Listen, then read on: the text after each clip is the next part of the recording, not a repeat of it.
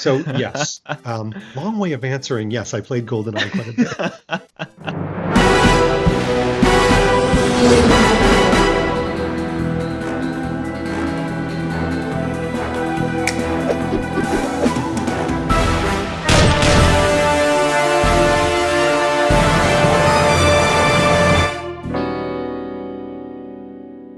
All right, so you played GoldenEye, you played it with your friends. Did you kind of then get bitten by the gaming bug? Because I know in 1 year later, literally on Game Boy, James Bond came out. Did you own that game? I never owned it. I played it. Okay. Yeah, I had a friend who played it because it was one of those things where I didn't even have GoldenEye for the N64 until like probably I remember buying it on eBay like years later. I had an N64, but because we were all friends, and then oh well, if one of you has Mario Kart, we don't all need Mario Kart because you Or can just borrow it or go over to their house and play it. So yeah, no, I had a friend though who had James Bond for the Game Boy, so we would like go around and yeah, take turns playing it. I mean, It this wasn't the one same as I've GoldenEye. never played it. It looks interesting. I mean, first person shooter was out of the question, obviously, because it's Yeah. Game Boy, for goodness sakes. But it looks like solving puzzles, finding hidden items, and then close range combat, which I think is very James Bondish, which is kind of Oh neat. yeah. Yeah. It was I don't know if it would classify as an RPG. It probably wouldn't, to be honest, but it was sort of, like a top-down sort of view and your little character moving around and going into buildings and getting items and whatnot. So in a way, it was certainly more in depth and had a lot more going on than something like the Duel from a few years earlier, which is literally just go along the screen and shoot bad guys. So Yeah. there's like little items to collect, things like that. But I can't say it was especially memorable. Yeah. Anyway, not when you had things like Zelda and Pokemon and that kind of thing. That's true, because you have all the surround sound of like good games that you're holding it up Yeah, to as a comparison. yeah. Well, speaking of comparison, so we had GoldenEye, and everybody's high off of GoldenEye, and then we hear news in 1999, Tomorrow Never Mm, Dies is yeah. coming out with their game, which is interesting. Again, 2 years after the movie. Now, I had a Mm. problem, and this is maybe where where Calvin and David divide. Um, I actually remember playing this game. Gosh, I think I own this game still. And I remember enjoying it mostly because now I was really into Bond. Like Tomorrow Mm. Never Dies got me into the sartorial aspect of it. I was buying clothing, bought my first watch from Tomorrow Never Dies. So it was kind Yeah. of like that starving person in the desert when they find a cracker and they're like, it's delicious. I gobbled this game up because it was kind of the only quote unquote game in town. Right. Um, I remember enjoying it, but it gets really bad reviews. Yeah, it was one that I had at the time when I was 99. I'll have been like 10 years old, so I was like at peak sort of Bond fandom, and I had it, and I never really played it that much. I think I had it in like a double pack with. We'll get to talking about The World Is Not Enough, which came out a year later, also for PlayStation One, also from Electronic Arts. And I was far more into that, and I was certainly far more into first-person shooters, especially around that age. And Tomorrow Never Dies took you on in a third-person perspective, and I remember finding it really difficult. It's been a few years since I played it now, but I remember finding it very hard, and it was years later when I actually went through and completed it, and maybe used a couple of walkthroughs online. Yeah. Do you remember it This, being especially difficult? yes. Oh, yeah. Well, Yeah. I remember, what was it? It was the skiing. There was one part where he Yes. skis, and Yeah. I was so frustrated, and you just died like all the time. Yeah. No, I know. I remember that well. And it was that kind of thing where, you've got plenty of other games, so it's like, why am I going to spend my time on this? I'll Yeah. just, move on to the one that I like and can do. I know. Uh, I'd love to get your opinion on this because a lot of people cite the reason why they didn't like it is because they were so high and so excited with GoldenEye's first person shooter. This was third person. So you yeah. really did change the perspective. Instead of being Bond, you were just kind of watching Bond. Yeah. Yeah, no, I think that's a really valid criticism, actually. Um, and obviously you have it being developed by a different studio. It's just not GoldenEye for the N64 was doing so many revolutionary things, and then Tomorrow Never Dies wasn't, and it was always going to have a hard time following GoldenEye, which with that game appealed to far more than just Bond fans. It appealed to gaming fans as well.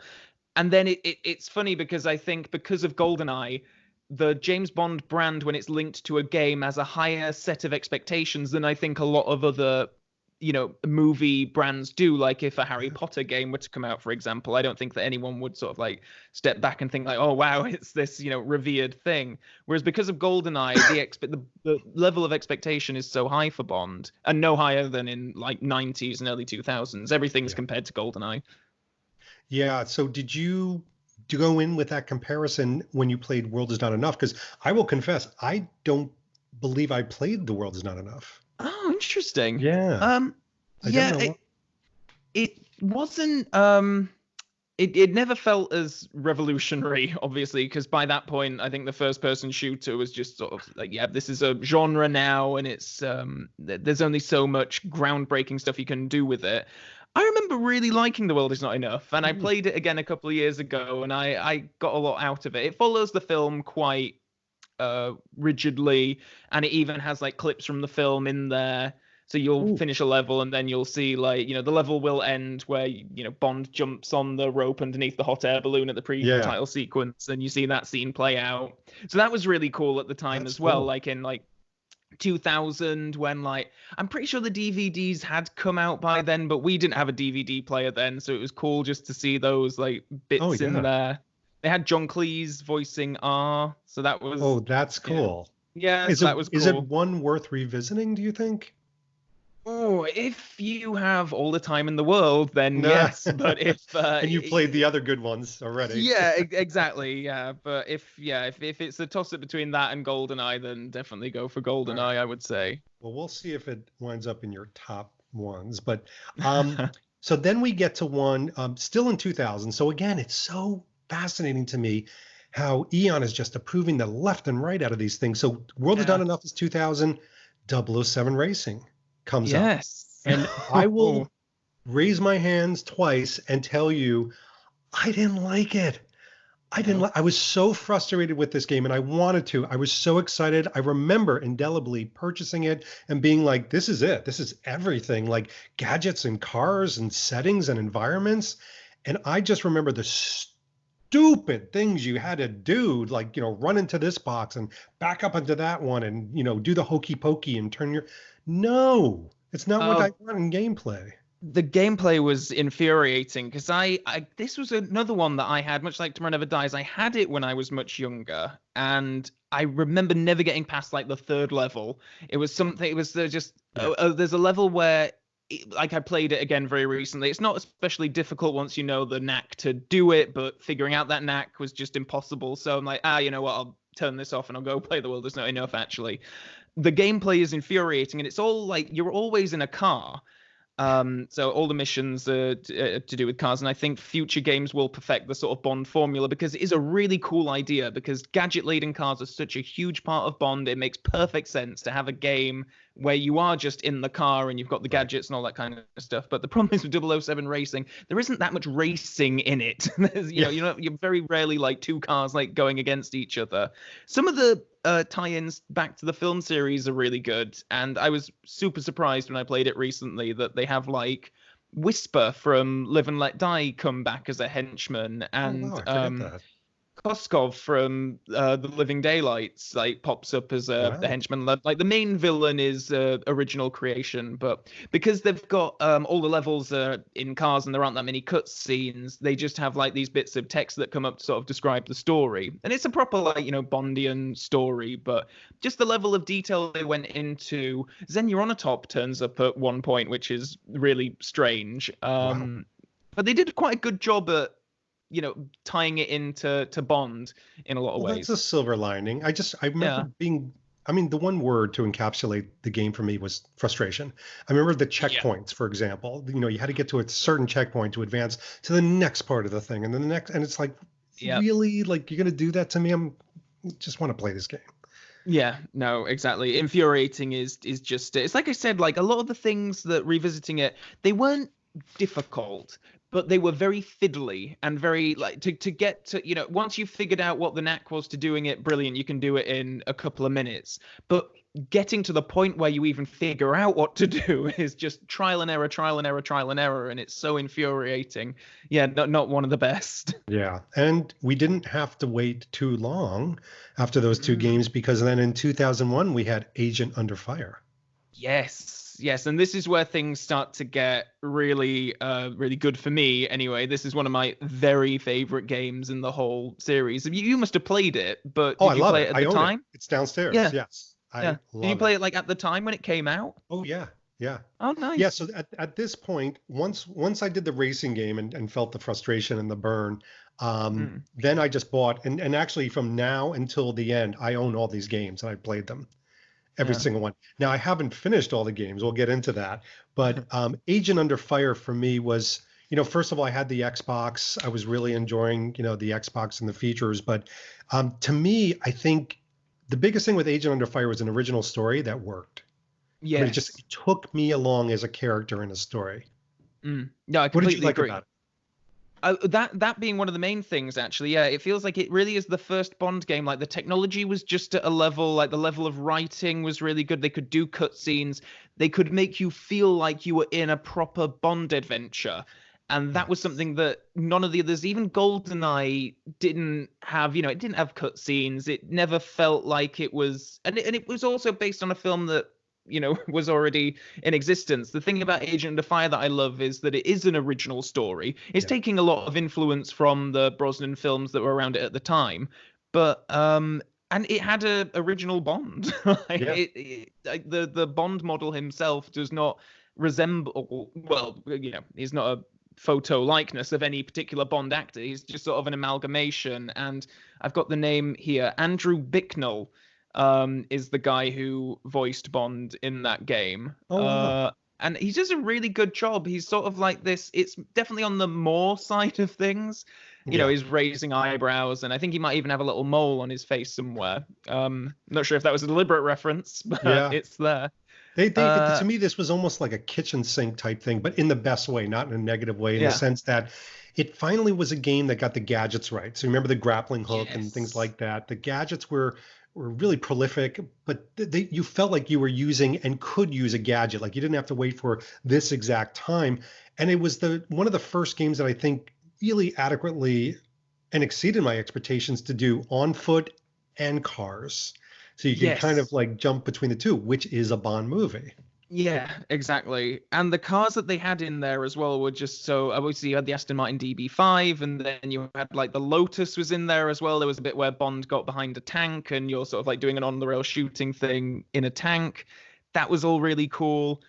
Yeah, it was just a really but it's funny like they do miss some very just like little specific Bond elements here and there. Like there's no gun barrel sequence, for example, that a lot of the other games will do either in a cutscene or in the menu, that sort of thing. There are just some things in it that are slightly holding it back from being Yeah. the And by the way, true Bond emulation. one of the things that I love about this is if you look at Agent Under Fire, came out November of 2001, which Mm, means for those marketers out there, it was a Christmas thing. I mean, they wanted it on mm. the shelves so people could buy it for the Christmas gift. The very next year, Nightfire comes out November 18th, 2002, in time for Christmas. How wonderful it It's was. amazing. Yeah. Every single year, we had a gift that would be under the tree that we could expect this from. Yeah, no, it's amazing, and especially like because Nightfire was very much tied into Die Another Day, which was being released, it's around the same time. With Agent Under Yes. Fire, there was no Bond film to tie it into in 2001, which is what I think. I think the Bond games did a really good job of for a while, which was filling in that gap in between the movies, and especially the ones Yes. with original stories, because it felt like a new Bond adventure Yeah. which is I really miss these days. But Well, yeah, can you imagine Nightfire. in 2017, so 2 years mm, after Spectre, 2 years ago, if we had gotten a video game, it would help to bridge. I mean, we had 5 years yeah. of, you know, nothing. So, Yep. and then some. No. But what Yeah. did you think of No. Nightfire? Oh, yeah. It's probably my favorite one. Not to Yeah. reveal too much, but it is. It's up there. It's just one that gets it all right. I think. Yeah. Even if even if the gameplay itself I might enjoy more in Agent Under Fire or Goldeneye, I think that Nightfire is a perfect Bond video game package. It emulates the film so well. It has an actual Bond, Pierce Brosnan's likeness. He didn't do the voice, but it was his likeness. Right. Just how the structure of the adventure, the amount of locations they visit, the villain, the cars, the gadgets, it all just blends so perfectly in that one game, I think. What about I you? agree. Oh, Yeah. totally. I think that if somebody came to me and said you could take one of these video games and the whole bunch and translate it to a movie, I would probably pick Nightfire.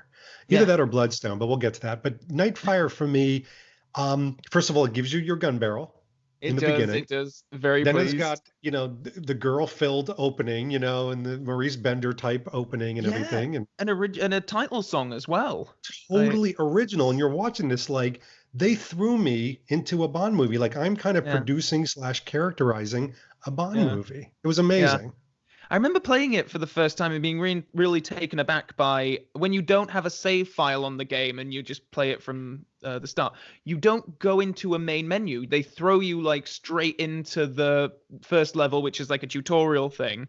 And then you have the title sequence, and then it takes you to the menu. And I remember thinking that was such a great thing because it was like truly like a pre-credit sequence from a Bond film, but in a That's game. right.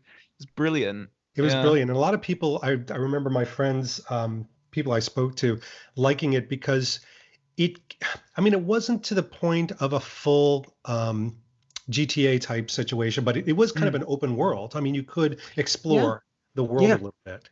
Yeah, which and made there it were fun. there were multiple ways of doing things. Like in one of the first levels, you're infiltrating the villain's castle, and there are just multiple ways of doing things. You can either go in all guns blazing and shoot everyone and set off the alarm and go straight in. You can like hop in the back of a truck that's coming in. You can like go around a different ledge like sneakily, and that is so cool because it adds to the replay value. Because I think especially at this point in time, if you know the games very well, like, if we were to play it now, I'm sure we could probably complete it in a couple of hours. It's, the levels aren't especially to complete the main objective doesn't take that long a time, but the amount of variety that's in there and the replay value that's in it is really important, I think. Yes. And I remember one part that stands out to me like it was yesterday, where again, it's just such a Brosnan moment, but you become Brosnan when you go to the party and you infiltrate the party and you're speaking to beautiful women and handsome men and you're just kind of connecting and you're going up and you're kind of joining the conversation. But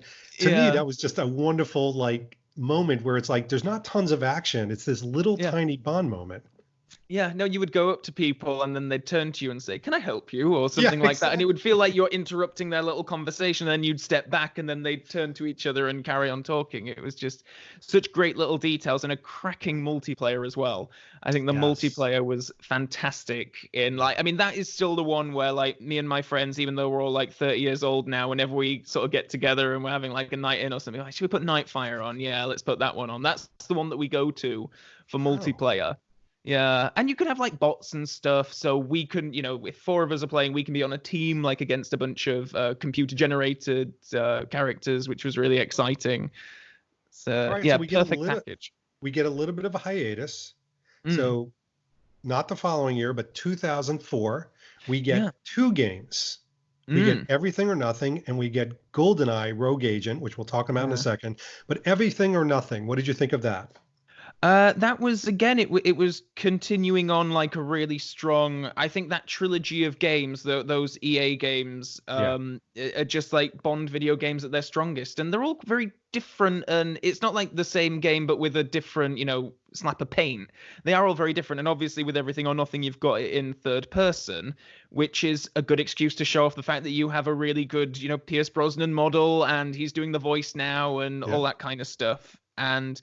I think maybe a little bit overboard in some places, but they do really make it feel like a Bond film. Like there's plenty of cutscenes, maybe a few too many cutscenes, but you have a briefing with M, and you go to the Q branch lab, and John Cleese like gives you your car and gadgets, and they have the tie-ins as well because John Cleese is in your ear in some places, sort of like telling you to get to your Porsche Cayenne and your Triumph Daytona bike and all this kind of stuff. Was this, because this one, I have to admit, when I was doing research, was a little hazy. I mean, I own it, but I haven't played it in such a long time. Was this the one where it's like you're kind of on an on foot mission, but then the very next mission is car, and then on foot Yeah. car, and it's kind of a little repetitive with that. Yeah, it can be a little bit. Yeah, repetitive's a good word actually. I think because Yeah, I think that they aspire to a lot of variety in it, which I think is really admirable. But sometimes it does just feel like, oh god, and some levels are so short because they are you're just literally walking from one car to like the door of a building, and then the next level is in there and that kind of right. thing. I mean, I'm probably sounding a bit negative because I think it is still a very excellent Bond game, really. And they had like Willem Dafoe came in to I know. be the villain and Heidi Klum, and they actually got names who would not be out of place in a Bond film at that time. I don't think like Totally. Willem Dafoe could well have been a Bond villain in a film. I think he would have been one of the best ones. I mean, Yeah, seriously, he's like Christopher definitely. Walken to me. He can just chew up any scene, and he's in the room. That's it.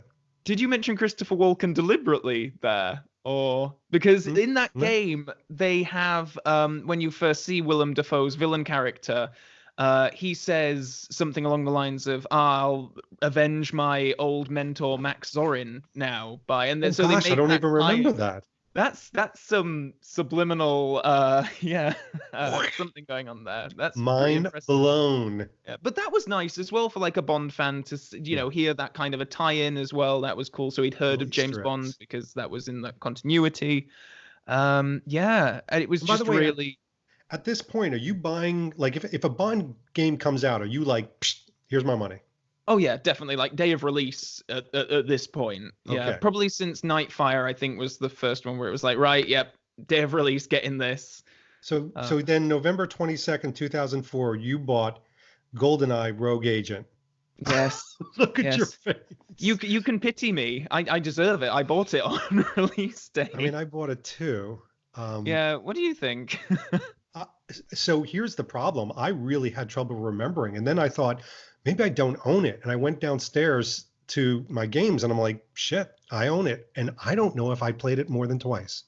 Wow, yeah. No, that's I don't know why you would play it more than I twice. know.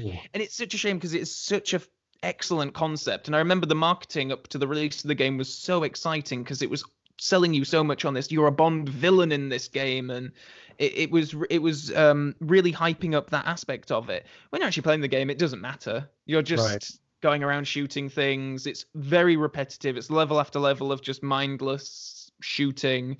Yeah. Um, and there's just Wait, not much more to it than that. was there an interesting multiplayer version of that? Like a multiplayer game associated where you can get like rocket packs and things like that? Or am I thinking of a different one?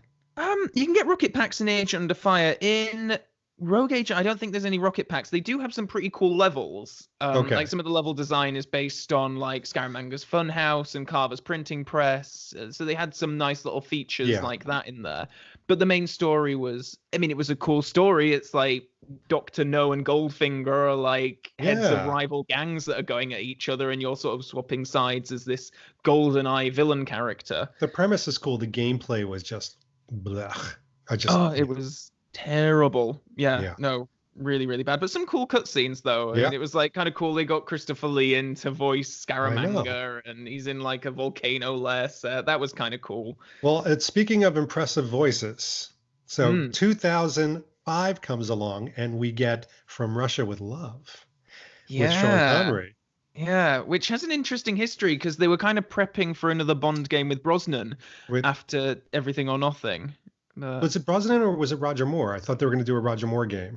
well, originally they were going to do another Brosnan game, like along the lines Oh, of Everything or Nothing, but okay. then he got let go from the role, so they ended up, yeah, sort of. And yeah, it was supposed to be Roger Moore, The Spy Who Loved Me, was it? Yeah, I think it was. I think it was yeah. either Spy Who Loved Me. I don't want to tease here because of the T-shirt, but it was either Spy Who Loved Me or Moonraker. It was something like that.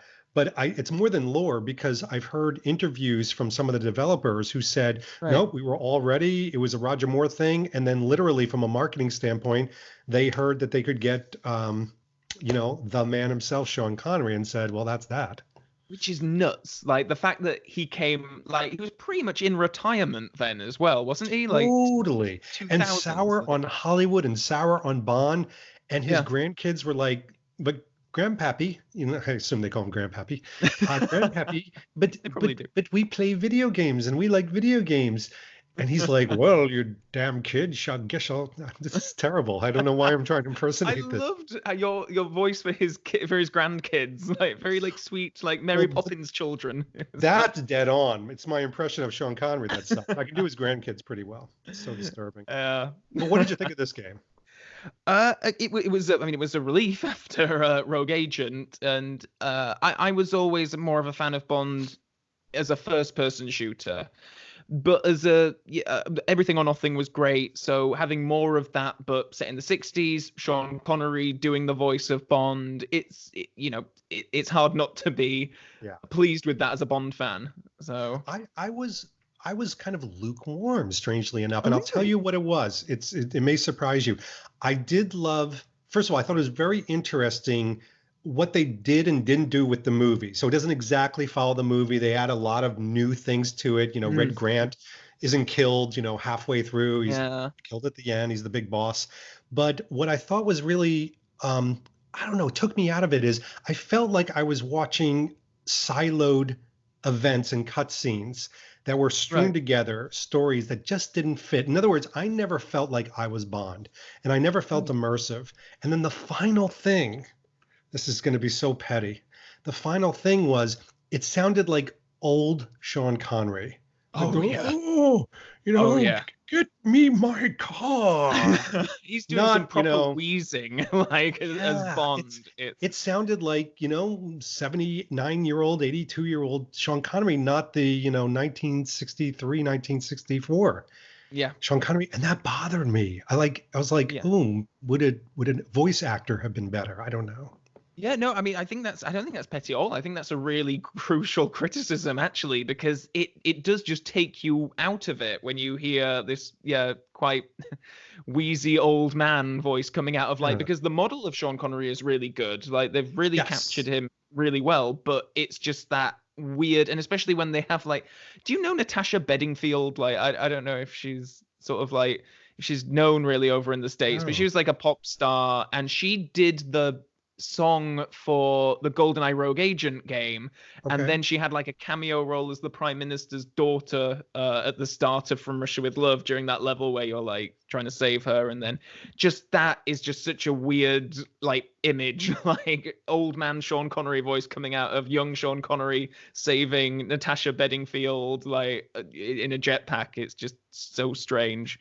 But I do bizarre. Like that they had the jetpack in there from Thunderball. They had the DB5 in there from GoldenEye. Yes, it was more of I think it's a real shame that they didn't just do an original Sean Connery Bond adventure set in the 60s. I think the weakest element of the game is kind of its story, because From Russia with Love is not the most video game friendly Bond film. With Connery, it's surely you do Thunderball or You Only Live Twice, something with huge. And at the end, the end of the game is Red Grant is eventually killed, and then it's such a jarring cut, and then all of a sudden Bond is parachuting into a volcano base out in the middle of nowhere, and M's voice is coming on saying expect to have 2 nuclear warheads, you must go in, and it's oh wow, this feels really tacked on at the end. But I guess they needed it because they needed that big 60s Bond set, and CG Sean Connery killing CG Lotte Lenya,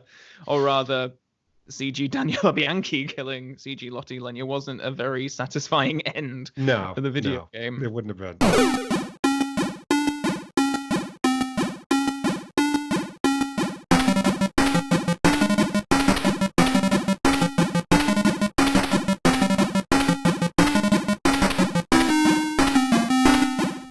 Thanks for watching this episode. If you want to be up on the latest from the Bond experience, just click on this subscribe and subscribe to our channel. You're going to get all the latest and greatest information, plus some exclusive content. And by the way, speaking of content, here's something especially for you, just because we know you.